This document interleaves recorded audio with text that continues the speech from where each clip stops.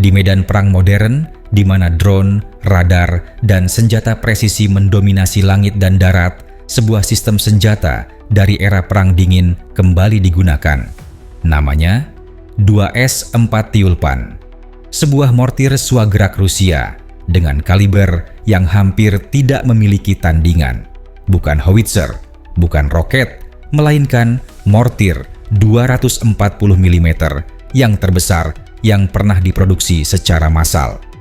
Kemunculannya di konflik Rusia-Ukraina menimbulkan satu pertanyaan penting. Apakah senjata sebesar ini masih relevan di medan perang modern?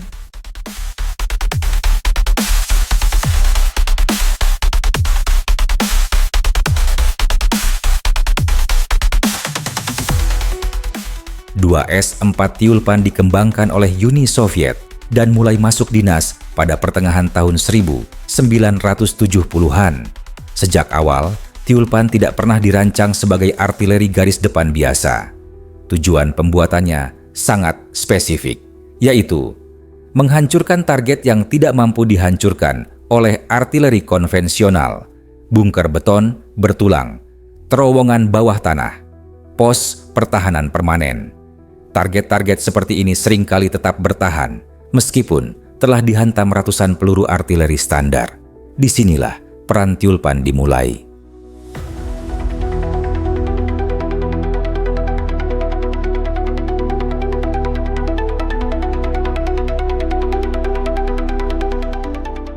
(2S-4 Tyulpan membawa mortir berkaliber 240 mm dipasang pada sasis kendaraan lapis baja.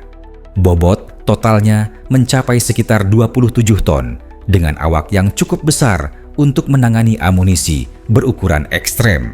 Jarak tembaknya berada di kisaran 9 hingga 10 km menggunakan amunisi standar.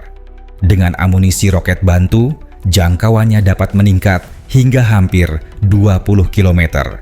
Namun, laju tembaknya sangat rendah. Rata-rata hanya 1 peluru per menit.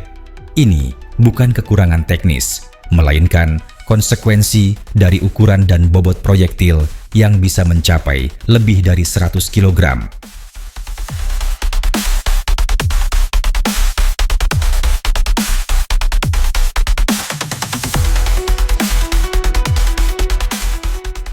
Tyulpan sering disebut sebagai senjata spesialis. Alasannya sederhana.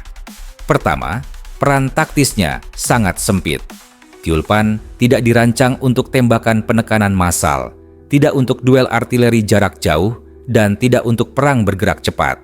Kedua, sudut tembak mortir yang sangat tinggi. Tyulpan dapat menyerang target dari atas, menghantam bagian atap bunker yang biasanya lebih lemah dibandingkan dindingnya. Ketiga, kaliber ekstrem. Satu tembakan Tyulpan dapat menghasilkan efek kehancuran yang setara dengan puluhan tembakan artileri menengah jika targetnya adalah struktur beton berat.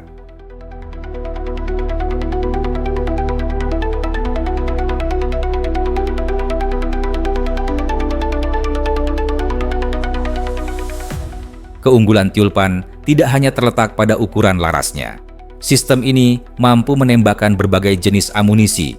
Yang paling menonjol adalah amunisi berpemandu laser yang dikenal sebagai Smelchak.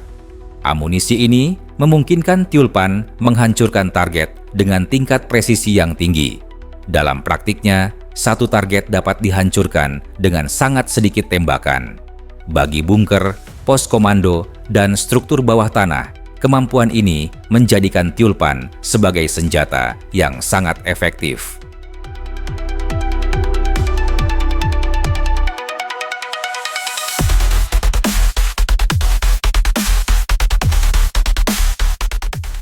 Sebelum muncul kembali di Ukraina, Tyulpan telah digunakan dalam beberapa konflik lain. Di Afghanistan, sistem ini digunakan untuk menghancurkan gua dan posisi pegunungan yang sulit dijangkau senjata lain. Di Chechnya, Tyulpan dipakai dalam pertempuran urban, khususnya melawan bangunan yang telah diperkuat secara sistematis. Pengalaman inilah yang membentuk reputasi Tyulpan sebagai penghancur posisi keras.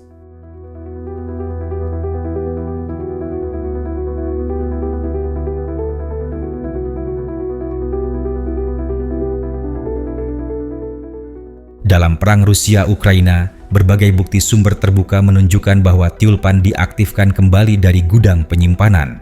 Penggunaannya tidak masif, tidak terus-menerus, dan tidak di semua sektor.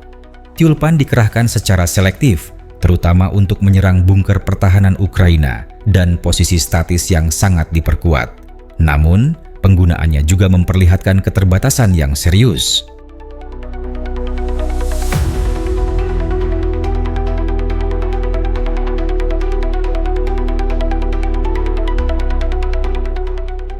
Medan perang Ukraina adalah medan perang berbasis sensor, drone pengintai, radar kontrabaterai, dan senjata presisi jarak jauh beroperasi hampir tanpa henti. Dalam kondisi seperti ini, Tiulpan menghadapi risiko besar. Proses penyiapan tembak yang lama, mobilitas rendah, serta kebutuhan berada relatif dekat dengan garis depan, membuatnya rentan terdeteksi. Beberapa unit Tiulpan dilaporkan hancur akibat serangan drone dan tembakan presisi balasan. Daya hancur besar tidak selalu berarti tingkat keselamatan yang tinggi.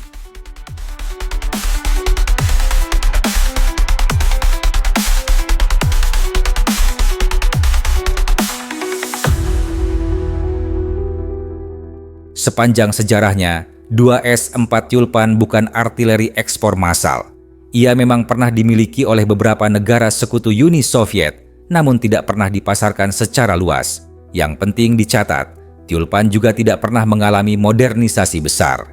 Tidak ada varian resmi dengan peningkatan menyeluruh. Sebagian besar unit yang digunakan saat ini adalah hasil reaktivasi, bukan transformasi teknologi.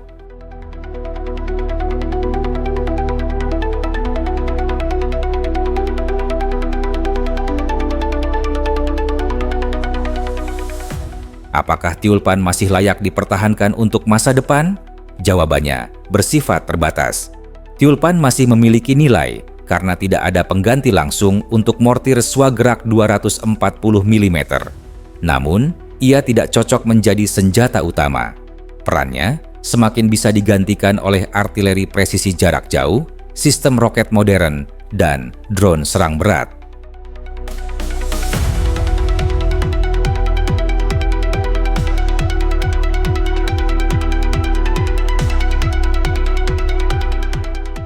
Dua S-4 Tiulpan adalah simbol pendekatan lama yang masih memiliki kegunaan terbatas. Ia bukan senjata masa depan, namun juga belum sepenuhnya usang.